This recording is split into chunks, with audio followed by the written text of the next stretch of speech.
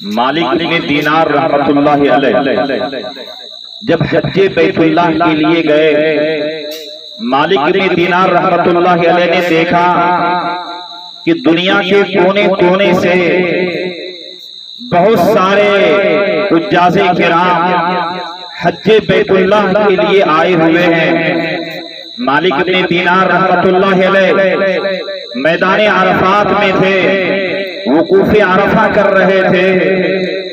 मालिक इब्न दीनार रहमतुल्लाहि अलैह को जब आंख लगती है, मालिक इब्न दीनार रहमतुल्लाहि अलैह ख्वाब के अंदर अल्लाह को देखते हैं। देख करके पूछते हैं कि मेरे रब आज कितने हुज्जाजे किराम लाखों की तादाद में दुनिया के कोने कोने से तेरे घर की जियारत करने के लिए आए हुए हैं। मेरे मौला, इतने हाजियों में आप मुझे उन लोगों के बारे में बतलाइए जिनके हज को आपने कबूल नहीं किया। मौला, ये दुनिया के कोने कोने से न जाने लाखों करोड़ों रुपए खर्च करके ये तेरे बंदे तेरे घर की जियारत के लिए आए हुए हैं। मौला, आपने कितने हाजियों के हज को कबूल किया मुझे उसका पता नहीं चाहिए, लेकिन मौला इन हाजियों में से जिनके हज को आपने कबूल नहीं किया जरा उनके बारे में बतला दीजिए। अल्लाह ताला मालिक इब्न दीनार से फरमाता है क्या है, मालिक इब्न दीनार, मेरा एक बंदा है जिसका नाम मोहम्मद बिन हारून है। ये बलख का रहने वाला है। मैंने उसके हज को उसके मुंह पर मार दिया, मैंने उसके हज को कबूल नहीं किया। मालिक इब्न दीनार, ये मोहम्मद बिन हारून जो बलख का रहने वाला है वो हज के लिए आया हुआ है। उसने हज के सारे अरकान भी अदा किए, लेकिन मैंने उसके हज को कबूल नहीं किया, बल्कि मैंने उसके हज को उसके मुंह पर मार दिया। जब मालिक इब्न दीनार की आंख खुलती है, मालिक इब्न दीनार उस जगह पहुंचते हैं जहां पर बलख वालों का खीमा लगा हुआ था। मालिक इब्न दीनार बलख वालों के खीमे में पहुंचते और आप पूछते हैं कि भाई तुम्हें मोहम्मद इब्न हारून कौन है? जब लोग मोहम्मद इब्न हारून का नाम सुनते हैं तो कहते हैं आप किसका नाम ले रहे हैं? आया मोहम्मद बिन हारून का नाम जो पूरे बलख में सबसे बड़े दीनदार है, जो पूरे बलख में सबसे बड़े मुत्तकी है, सबसे बड़े परहेजगार है। मालिक इब्न दीनार मोहम्मद बिन हारून ये वो बड़ी शख्सियत का नाम है जो 40 साल से मुसलसल हज के लिए आ रहे हैं। एक हज नहीं, 40 साल से हर साल हज के लिए आते हैं। और यही नहीं, 40 साल गुजर गए, कभी उनका एक रोजा नहीं छूटा है। और 40 साल गुजर गए, कभी वो रात में बिस्तर पर सोए नहीं है। मोहम्मद बिन हारून का हाल ये है कि हर साल हज करते हैं, दिन भर रोजा रखते हैं, और जब रात होती है पूरी पूरी रात अल्लाह के सामने सजदे में गुजार देते हैं। मालिक इब्न दीनार सुनकर के हैरान होते, इतनी बड़ी शख्सियत, इतना बड़ा आदमी जो अपनी जिंदगी में 40 मरतबा हज करे, 40 साल से रोजा रखे, 40 साल से पूरी पूरी रात इबादत में गुजार दे, फिर अल्लाह ताला उसके हज को कबूल न करे, ये बात समझ में नहीं आई। मालिक इब्न दीनार ने लोगों से पूछा अगर वो है कहाँ पे? लोगों ने कहा कि जाइए ये जंगल के करीब, हो सकता है कि वो वहां पर मिल जाएंगे। जब मालिक इब्न दीनार वहां पर पहुंचे तो क्या देख रहे हैं कि मोहम्मद बिन हारून बल्कि जाए नमाज बिछाए हुए हैं और अल्लाह के सामने रो रहे हैं। मालिक ने दीनार ने उनको सलाम किया। जब मोहम्मद बिन हारून बल्खी की नजर मालिक ने दीनार के चेहरे पर पड़ती है तो मोहम्मद बिन हारून बल्खी कहते हैं कि मालिक ने दीनार, अच्छा आप मेरे पास आ गए और आने का जो जरिया बना है वो ख्वाब बना है, जो ख्वाब आपने मेरे ताल्लुक से देखा है। मालिक ने दीनार बड़ा हैरान हो रहे थे, ख्वाब मैंने देखा था, मैंने किसी को अपना ख्वाब नहीं बतलाया, आखिर उसको कैसे पता चल गया कि मैंने इसके बारे में ख्वाब देखा। मोहम्मद बिन हारून कहते हैं कि मालिक अपने दीनार, आपने पहली मर्तबा ख्वाब देखे, जबकि जब जब मैं हज के लिए आता हूँ हर साल कोई न कोई हाजी मेरे बारे में ख्वाब देखता है कि अल्लाह ताला मेरे हज को मेरे मुंह पर मार देता है। मालिक ने दीनार, जब मैं तलबिया पढ़ता हूँ अल्लाहुम्मा लब्बैक, तो मुझे गैब से आवाज आती है ला लब्बैक ला सादैक। मालिक ने दीनार और हैरान हो जाते हैं, आखिर वजह पूछते हैं तो आपने देखा कि उनका एक हाथ कटा हुआ था। मोहम्मद बिन हारून का एक हाथ कटा हुआ था, वो कटे हुए हाथ को चादर के नीचे छुपाए हुआ था। बहुत ज्यादा इसरार करने के बाद मोहम्मद बिन हारून अपना वाकया बयान करते हैं कि देखिए मैं जवान था, मेरा उठना बैठना, मेरा चलना फिरना गलत बच्चों के साथ में हो गया था, मेरी संगत खराब बच्चों के साथ में थी, मेरा दोस्ताना गलत बच्चों के साथ हो गया था और गलत दोस्तों के साथ होने की वजह से मेरे अंदर शराब पीने की आदत आ गई। एक मर्तबा मैं दोस्तों के साथ बाहर निकला, मेरे दोस्तों ने शराब पिए, मैं भी शराब पी करके जब मैं घर आया दरवाजे पर पहुंचा, मेरी माँ दरवाजे पर खड़ी थी।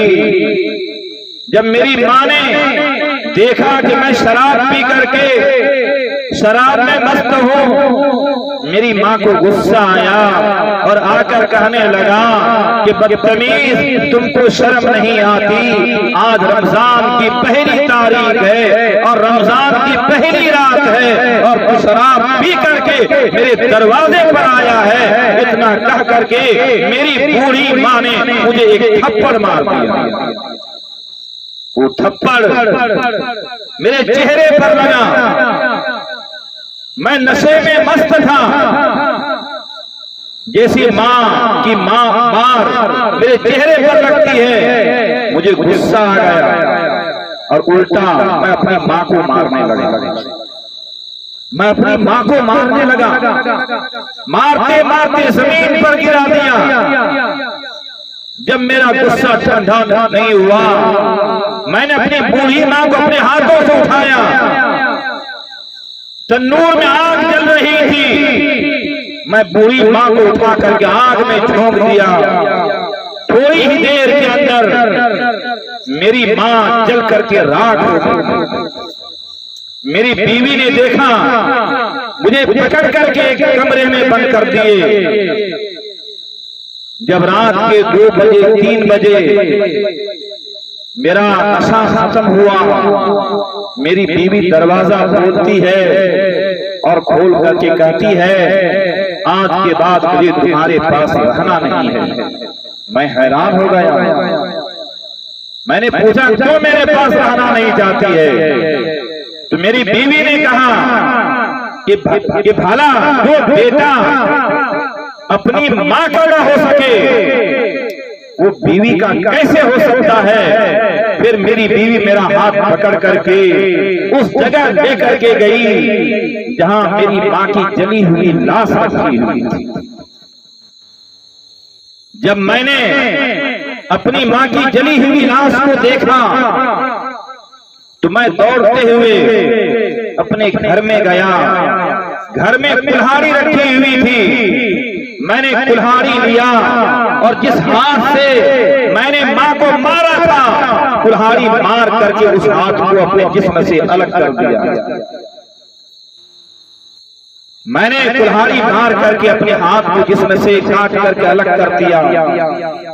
फिर मैं अपनी माँ को कफना दफना करके मेरे पास जितने माल थे मैंने सारे माल को सदका कर दिया। सदका करने के बाद मैं उसके बाद से लेकर के हर साल मैं हज करता हूँ, हर दिन का मैं रोजा रखता हूँ, हर रात में अल्लाह के सामने इबादत करता हूँ।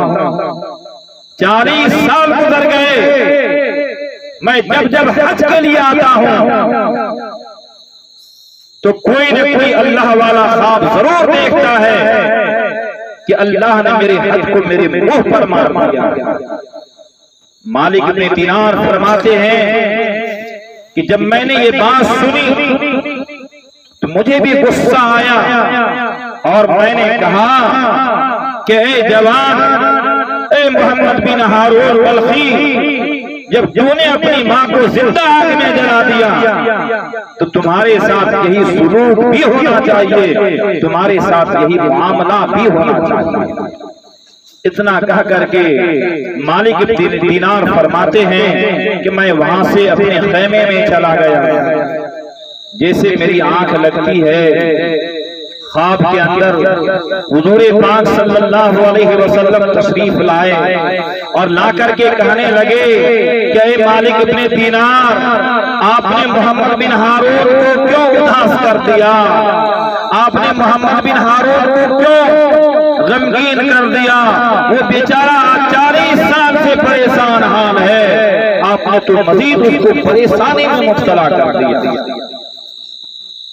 मैंने रसूल अकरम सल्लल्लाहु अलैहि वसल्लम से कहा कि या रसूल अल्लाह, आप जानते हैं कि मोहम्मद बिन हारून ने अपनी माँ के साथ कैसा सुलूक किया, बूढ़ी माँ को मारा भी और मार करके जिंदा आग में जला दिया था। भला ऐसे लोगों से क्या उम्मीद रखनी चाहिए? अजीज तलबा, हुजूर पाक सल्लल्लाहु अलैहि वसल्लम मालिक इब्न दीनार से फरमाते हैं कि मालिक इब्न दीनार, तुमको पता भी है कल मैदान महशर में अल्लाह ताला मोहम्मद बिन हारून बल्खी से कैसा सुलूक करने वाले हैं। मालिक इब्न दीनार फरमाते हैं कि या रसूल अल्लाह, आप ही बेहतर जानते हैं। हुजूर अकरम सल्लल्लाहु अलैहि वसल्लम ने फरमाया कि मालिक इब्न दीनार, जब मैदान महशर कायम होगा, मोहम्मद बिन हारून को बुलाया जाएगा, उसकी माँ भी हाजिर होगी। मोहम्मद बिन हारून बल्खी के लिए अल्लाह जहन्नम का फैसला कर देंगे। फरिश्ते मोहम्मद बिन हारून को पकड़ करके जहन्नम की तरफ ले जा रहे होंगे। मोहम्मद बिन हारून आगे भी जाएंगे और पलट करके अपनी माँ को आवाज देंगे, क्यों मेरी माँ, मेरी माँ, आपको पता भी है ये फरिश्ते मुझे कहाँ लेके जा रहे हैं, ये फरिश्ते मुझे कहाँ लेके जा रहे हैं। मोहम्मद बिन हारून बार बार अपनी माँ को आवाज लगाएंगे। जब वो आवाज उस बुढ़िया के कान में पड़ेगी तो बुढ़िया दौड़ रही अपने बेटे के पास जाएगी और जाकर के कहेगी, तू कहाँ जा रहा है? मोहम्मद बिन हारून अपनी माँ से कहेगा कि मेरी माँ, ये फरिश्ते मुझे जहन्नम की आग में डालने लेके जा रहे हैं। अब ये बुढ़िया अल्लाह से पूछेगी कि मेरे अल्लाह, क्या आप मेरे बेटे को जहन्नम की आग में डालेंगे? क्या आप मेरे बेटे को जहन्नम में डालेंगे? अल्लाह फरमाएगा कि हाँ बुढ़िया, तेरा बेटा वो बेटा है जिसने तुमको मारा भी था और मार करके जिंदा जला भी दिया था। इस गुनाह की वजह से तेरे बेटे को जहन्नम में डाला जा रहा है। वो बुढ़िया अल्लाह से कहेगी कि मेरे अल्लाह, मैं जन्नत में जाऊं और मेरा लाल वो जहन्नम की आग में रहे। मेरे अल्लाह मैं कैसे बर्दाश्त कर पाऊंगी कि मैं जन्नत में जाऊं और मेरा लाल जो वो जहन्नम की आग में जले। मेरे रब ये मुझसे बर्दाश्त नहीं हो पाएगा। अल्लाह फरमाएगा देख एक चीज है कि अगर तू वो कर ले तो तेरा बेटा जहन्नम के बजाय जन्नत में जा सकती है। बुढ़िया पूछती है कि मेरे रब वो क्या है, वो क्या चीज है? अल्लाह फरमाता है कि बुढ़िया अगर तू अपने बेटे को माफ कर देगी तो माफ करते ही तेरा बेटा जहन्नमी नहीं बल्कि जन्नती बन जाएगा।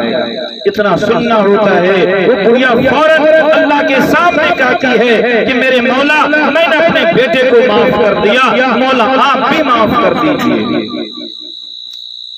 हुजूर अकरम सल्लल्लाहु अलैहि वसल्लम ने फरमाया कि मालिक इब्न दीनार जब बुढ़िया अपने बेटे को माफ कर देगी फिर फरिश्ते मोहम्मद इब्न हारून को जहन्नम की बजाय जन्नत में दाखिल करेंगे।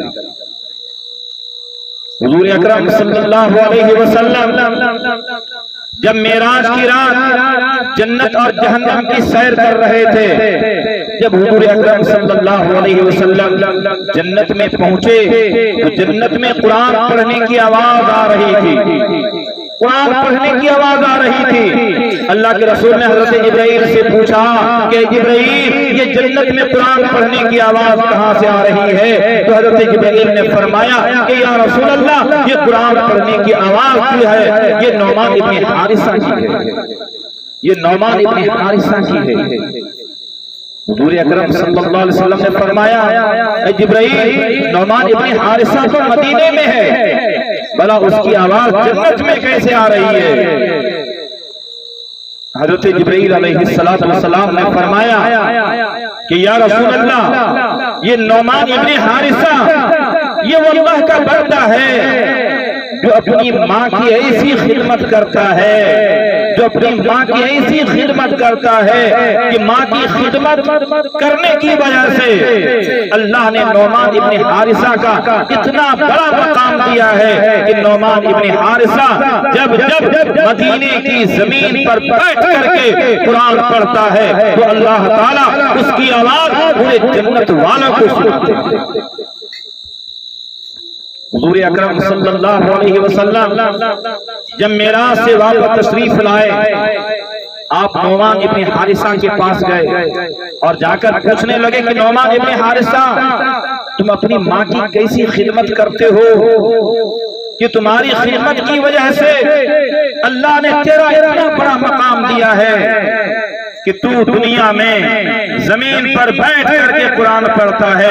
अल्लाह तेरे कुरान की आवाज पूरे जन्नत वालों को सुनाते हैं।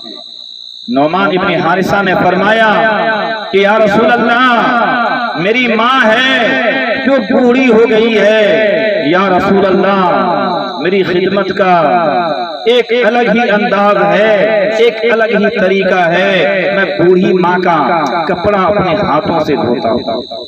या रसूल अल्लाह मैं बूढ़ी माँ के लिए अपने हाथों से पानी भर के लाता हूँ। या रसूल अल्लाह मैं बूढ़ी माँ के लिए अपने हाथों से रोटी पकाता हूँ, अपने हाथों से सालन पकाता हूँ। बावजूद है कि मेरी बीवी है, मेरे बच्चे हैं, लेकिन मैं अपनी माँ की खिदमत के लिए न बीवी का सहारा लेता हूँ न अपने बच्चों का सहारा लेता हूँ। माँ का जो काम भी होता है मैं सारा काम अपने हाथों से करता हूँ। हुजूर अकरम सल्लल्लाहु अलैहि वसल्लम ने फरमाया कि ऐ नौमान बस यही वजह है, इसी वजह से अल्लाह ने तेरा इतना बड़ा मकाम दिया है कि जब तू दुनिया में बैठ करके कुरान पढ़ता है तो अल्लाह ताला तेरी आवाज पूरी जन्नत वालों को सुनाते हैं। तो दुआ कीजिए कि अल्लाह ताला मुझे भी और आपको भी अपने माँ बाप के साथ उसने सुलूक करने की तौफीक अता फरमाए।